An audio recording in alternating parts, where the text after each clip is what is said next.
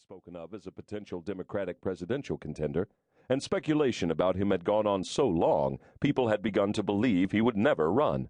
Too upright, too principled. Straight Joe Benton, as he was known in Arizona. But Benton knew there was only one way he could present himself as a candidate. He couldn't offer anything but the policies and the programs he knew to be right. 4 years earlier, under extreme pressure to run against Mike Gartner's first bid for the presidency, he had reluctantly judged that the American people weren't ready for the message he would give.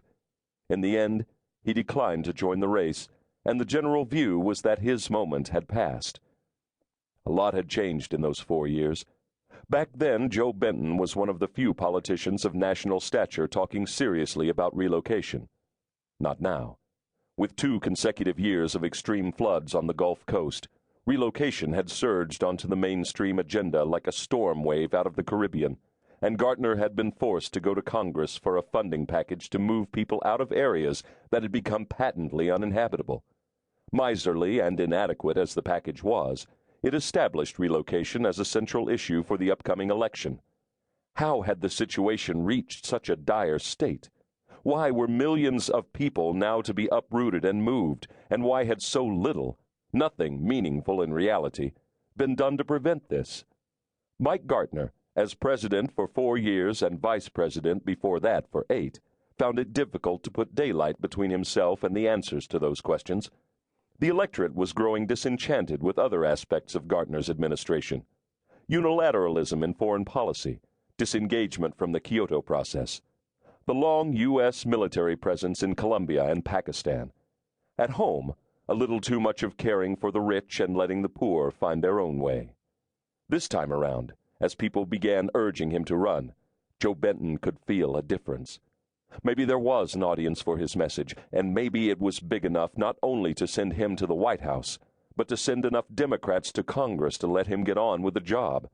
As the fall turned to winter, a support base coalesced for him out of the left, the center-right, middle-class women, and ethnic minorities who wanted that message to be heard. And so he hammered it home. No fancy sales pitch, no window dressing, just the simple things in simple language.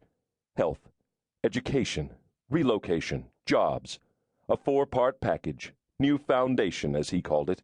He hammered the message home, unwavering, undeviating, while Gartner's people tried their tricks. And the more they tried, the more it looked as if Mike Gartner from Virginia didn't have an answer to straight Joe Benton out of Arizona. The more tired Gartner looked, the more oily, the more untrustworthy. Circumstance, personality, timing, and luck. Through the spring and on into the summer, support for the Benton juggernaut kept on growing. After successive Republican administrations, this one was coming to an end. I want to thank everyone who worked so hard for the Benton-Chavez ticket. I recognize so many faces as I look around here tonight. Arnie, Margaret. Joe Benton pointed to a couple of longtime party workers whose faces he saw, and cheering erupted in the hall around them. Too many to name. I thank each one of you, in this room, in the country, wherever you are tonight. I don't know if you realize what an awesome job you did. It was a long road. I remember New Hampshire. Do you remember New Hampshire? That was cold. Benton's face cracked in his trademark smile.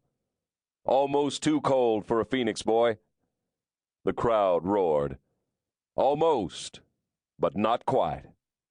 The crowd roared again. But we made it. You know what? We're here. He nodded, and the roof almost came off the hall. He glanced at Heather and the children, and they smiled back at him. I won't keep you long. I know you've got a lot of partying to do. Enjoy it. You deserve to. This is a good night for the Democratic Party. I believe we already have 6 new senators, 4 governors, and a whole clutch of fine new representatives. And the night is young. This is a good night. Not only for our party, but for our country. There were cheers. For our country. Because whatever our differences, whatever has been said and done over the past months in the spirit of a free and fair election, an election that has been contested hard and strong, which is exactly how it should be contested.